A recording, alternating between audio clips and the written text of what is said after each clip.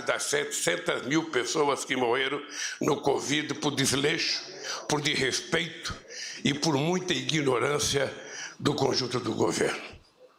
Então, vocês sabem que a nossa tarefa é uma tarefa árdua, mas é uma tarefa nobre, porque a gente vai ter que entregar esse país melhor, esse país mais saudável do ponto de vista da saúde mesmo, mais saudável do ponto de vista do ganho da massa salarial, mais saudável do ponto de vista dos pequenos e médios empreendedores deste país, dos pequenos e médios produtores rurais, mais saudável do ponto de vista da educação e mais saudável do ponto de vista da civilidade.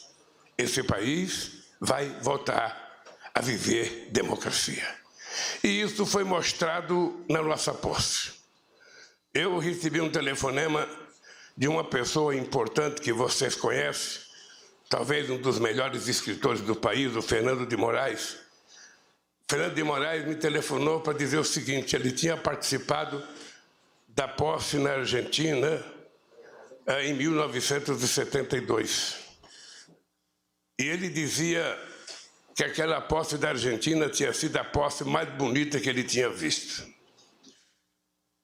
E depois da nossa posse, ele falou: vocês bateram de 10-0 na posse que eu achava mais bonita da história da eleição no mundo. E eu penso que nenhum de nós jamais tinha visto um povo emocionado, um povo motivado, como nós vimos na nossa posse. Há muito tempo a gente não via tanta alegria, tanto sorriso estampado na fisionomia de homens, mulheres, crianças, velhos. Ou seja, as pessoas parecem que estavam se encontrando consigo mesmo. E nós queremos que isso aconteça todo dia. É preciso acabar com as brigas familiares. Durante esse processo dos últimos 4 anos, teve famílias que pais não conversavam mais com filhos, que sogro não conversava mais com nora, que nora não conversava mais com a sogra, que filho não conversava com o pai, irmão não conversava com o irmão, primo não conversava com o primo, tudo estabelecido pelo ódio que foi colocado em prática nesse país. E a nossa posse mostrou que é possível a gente fazer esse país voltar a sorrir. É possível fazer essas pessoas voltarem a sonhar. E a nossa obrigação é de transformar esse sonho em realidade. Esse é o compromisso de cada companheiro e de cada companheira que assumiu esse ministério. Nós não somos um governo de um pensamento único. Não somos um governo de uma filosofia única. Não somos um governo, de apenas pessoas iguais.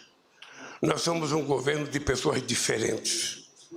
E o que é importante é que a gente, pensando diferente, tem que fazer o esforço para que na construção do nosso processo de reconstrução desse país, a gente pense igual, a gente construa igual.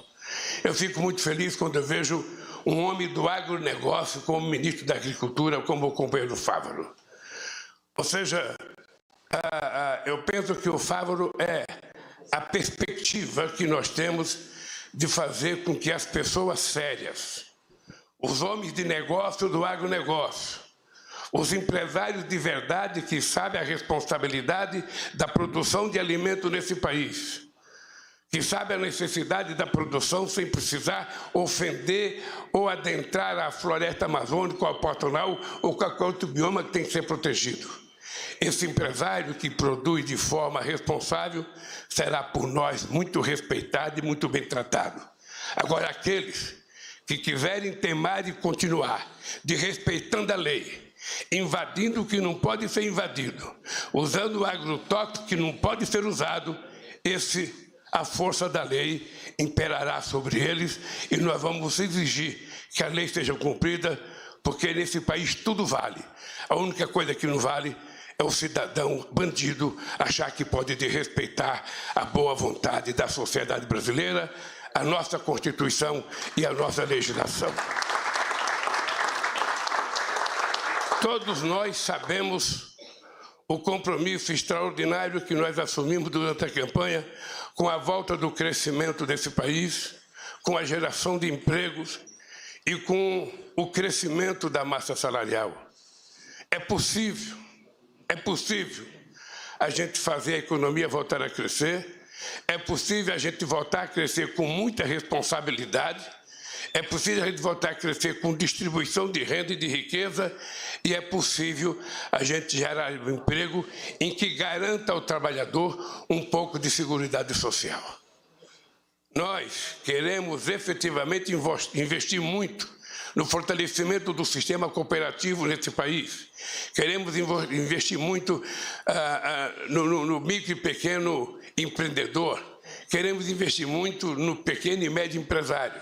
Mas nós queremos que o trabalhador tenha um mínimo de seguridade social, que ele tenha garantia de previdência, que ele tenha garantia de registro, que ele tenha garantia de que quando, por motivo qualquer, ele estiver em possibilidade de trabalhar, o Estado garanta a ele o mínimo de segurança.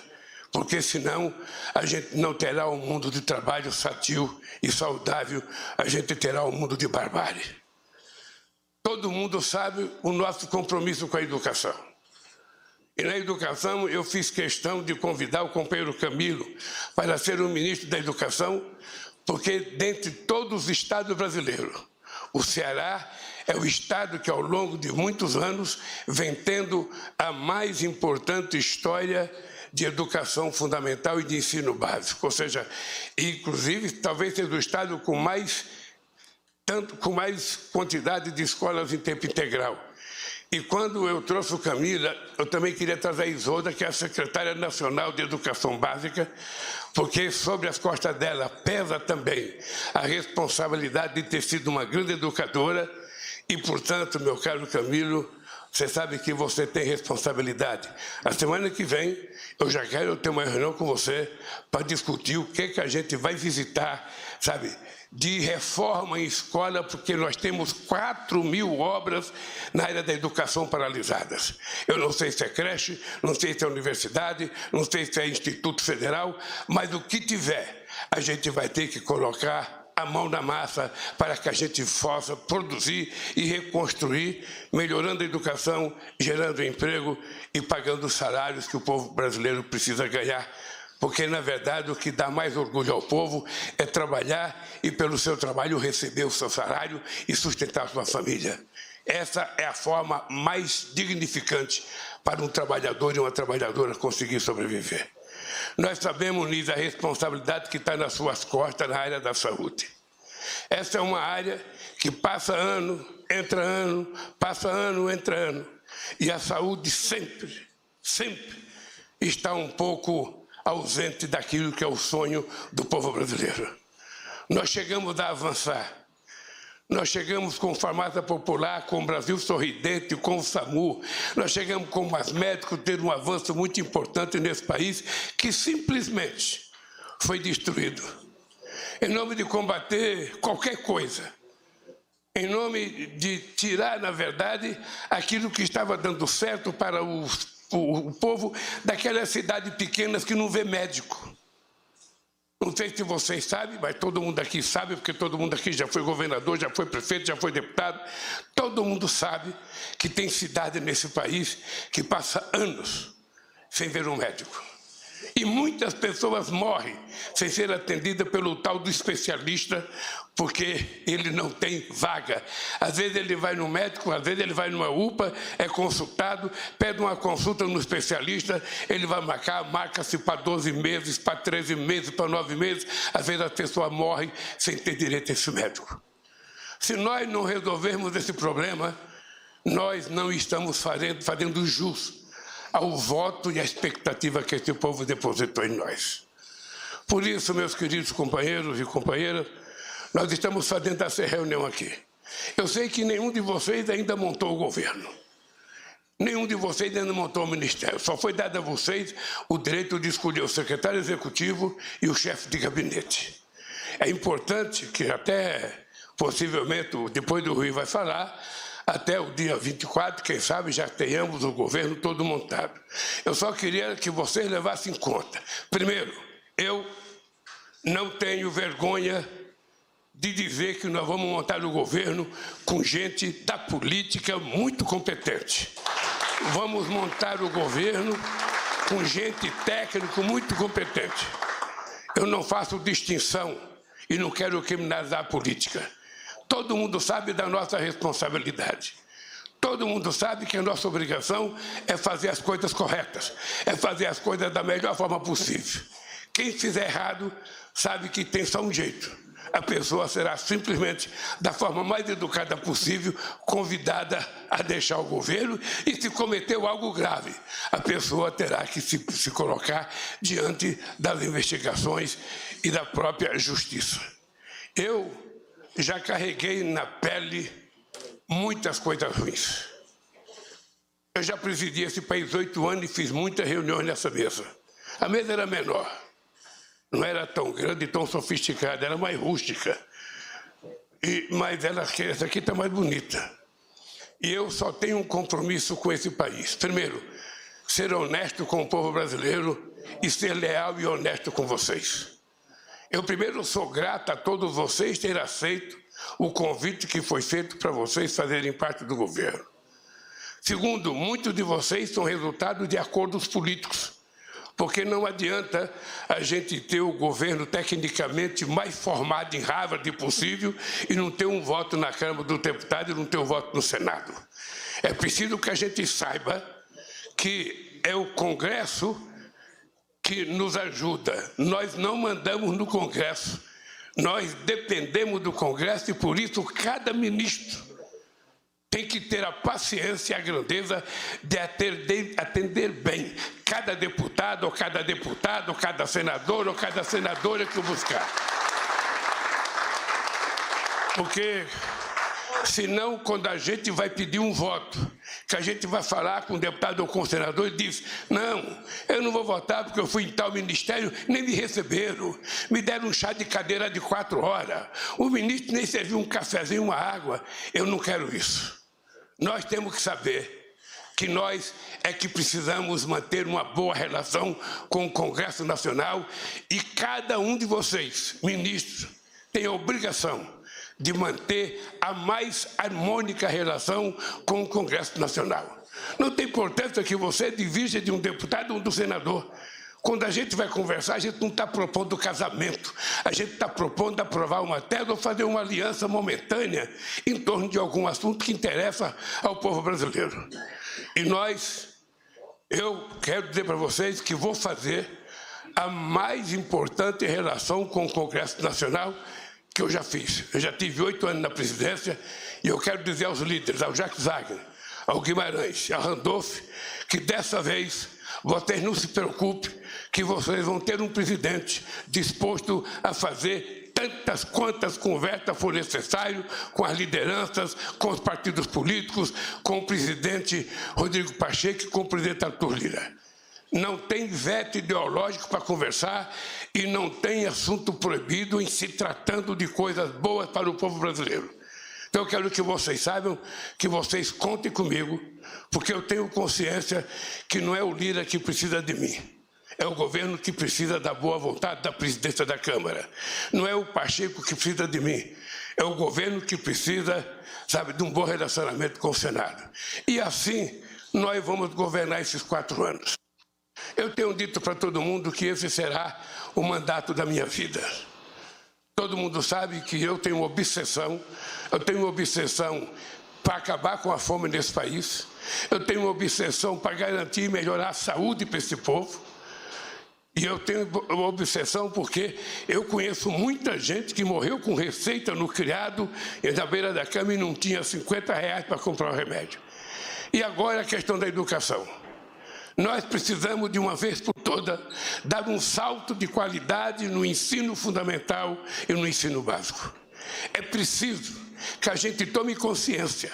Se a nossa criança não for bem formada no ensino fundamental, no primeiro, no segundo, no terceiro, no quarto, na 5ª série, se ele não for bem formado, ele terá mais dificuldade de amanhã se transformar numa pessoa intelectualmente mais preparada, num profissional mais preparado. E o Brasil precisa dessa gente bem formada porque o Brasil não pode passar mais um século exportando minério de ferro e só exportando soja ou milho. Nós temos que exportar conhecimento, exportar inteligência, importar coisa mais sofisticada com valor agregado para que esse país dê um salto, deixe de ser um país em desenvolvimento e passe definitivamente a ser um país desenvolvido, fazendo parte daqueles países que se orgulha de ter o seu povo tomando café, almoçando e jantando todo dia, de ter o seu povo com qualidade educacional, de ter o seu povo com qualidade, sabe, de moradia, de ter o seu povo com qualidade de vida,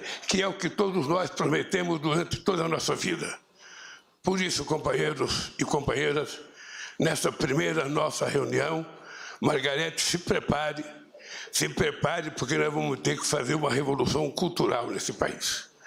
Se prepare que nós vamos fazer, esse povo precisa de cultura, porque parte da violência que existe nesse país, ela não existe por falta de polícia, Flávio Dino, ela existe pela ausência do Estado no cumprimento das suas obrigações. Está faltando escola, está faltando saúde, está faltando lazer, está faltando esporte, está faltando quase tudo. Um jovem sem área de lazer, um jovem que mora num barraco de 3 ou 4 metros quadrados, que quando abre a porta não tem 1 metro quadrado para ele brincar. Que jovem nós estamos criando? Que brasileiro ou brasileira saudável a gente está criando? Então o Estado, ao invés de cumprir, ao invés de culpar o povo pobre da periferia, a gente tem que culpar a ausência do Estado e nós vamos fazer um esforço, companheiros, para estar presente aonde o povo precisa de nós. Esse é um compromisso que eu não arredarei o pé.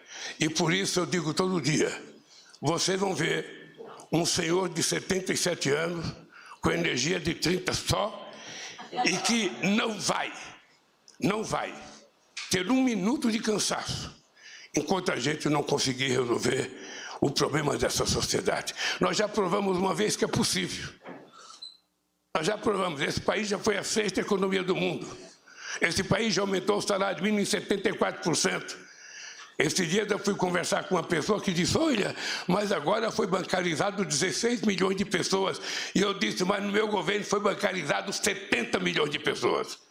Nós colocamos uma Argentina e uma Colômbia dentro do sistema bancário, sabe, com mulheres que catam papel, com o pessoal do reciclagem, com o povo de rua abrindo conta na Caixa Econômica Federal. Você tem que ver, Zé Múcio, o que uma mulher chorou a receber o cartãozinho dela da Caixa Econômica porque ela abriu uma conta. Coisa que para nós não tem nenhum valor, para o povo pobre tem um valor incomensurável. Por isso, companheiros, eu vou passar a palavra para o companheiro Geraldo Alckmin, que além de ministro, além de coordenador da transição, virou ministro do Desenvolvimento, Indústria e Comércio. Daqui a pouco ele tem mais poder do que o presidente da República e eu vou passar a palavra para o companheiro Alckmin. Obrigado, companheiros, obrigado. Estejam certos que eu estarei apoiando cada um de vocês nos momentos bons e nos momentos ruins. Não deixarei nenhum de vocês no meio da estrada. Não deixarei nenhum de vocês. Vocês foram chamados porque têm competência. Vocês foram chamados porque foram indicados pelas organizações políticas que vocês pertencem. E eu respeito muito isso. E, portanto, esteja certo que vocês terão em mim, sabe, se possível, um irmão mais velho, se possível, um pai. Tratarei vocês como a mãe trata os filhos. Com muito respeito, muita educação e exigindo muito trabalho de cada um de vocês e de cada uma de vocês. Obrigado, companheiro. Com a palavra, o nosso querido companheiro Geraldo Alckmin.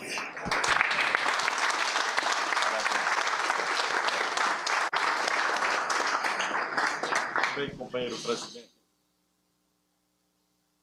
O presidente Lula disse que na posse com o ministro eu falei muito. Então, eu vou falar pouquinho para compensar. Mas uma alegria, hoje é dia 6 de janeiro, é um dia histórico, onde nos encontramos aqui na primeira reunião ministerial do presidente Lula, e 6 de janeiro é o dia dos Reis Magos e o dia da gratidão. E acho que nós temos aqui 2 gratidões siamesas, duas gratidões que se complementam, ao povo brasileiro e ao presidente Lula. Ao povo brasileiro deu uma aula, porque olha que em quase 50 anos de vida pública, eu nunca tinha visto um uso e abuso da máquina pública como ocorreu nessa última eleição. O que podia e o que não podia ser feito, foi feito para ganhar a eleição. E a resiliência, o espírito correto prevaleceu. O povo deu uma aula. E o povo mais simples e mais sofrido, os mais desfavorecidos. E é impressionante esse sentimento da gratidão. Antes da posse, presidente, finzinho de dezembro, eu, perto de casa, tenho um boteco, apelidei de Palácio do Português, é o Boteco do Português, que eu ia despachar lá, e eu fui a pé, e tem um ponto de táxi ali na esquina. Aí eu, Dr. Geraldo. Aí fui lá, dei um abraço neles, e um deles, ele é aposentado. Então, ele deve ganhar um salário mínimo do INSS e fica ali no ponto de táxi para poder complementar um pouco a renda. Olha, queria agradecer. Nós já tivemos, pela primeira vez, aumento real do salário mínimo. Aí eu foi o Wellington, cadê o Wellington? O Wellington que colocou, foi 1,5%, não foi o Wellington? Impressionante, foi 1,5%, mas foi aumento real. Transmita ao presidente Lula o nosso agradecimento. Transmita a ele o nosso abraço. Já tivemos esse ano o aumento real do salário mínimo. Acho que nós temos a gratidão ao povo brasileiro, que deu uma aula de democracia, e gratidão ao presidente Lula, porque só ele ganharia essa eleição. Ninguém mais ganharia essa eleição. E gratidão a gente retribui com trabalho. Então, a nossa responsabilidade de cada um de nós aqui é enorme, né? Enorme. Frente ao presidente, que nos proporcionou essa confiança, essa oportunidade de trabalharmos pelo povo, e frente ao povo brasileiro, que deu uma aula nesse processo democrático. Bom trabalho, presidente Lula. Conte conosco.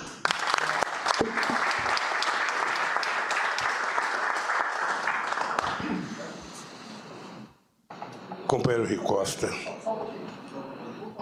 És tu que vai, o maestro vai coordenar ali. Deixa o pessoal sair. Você conferiu ao vivo com a gente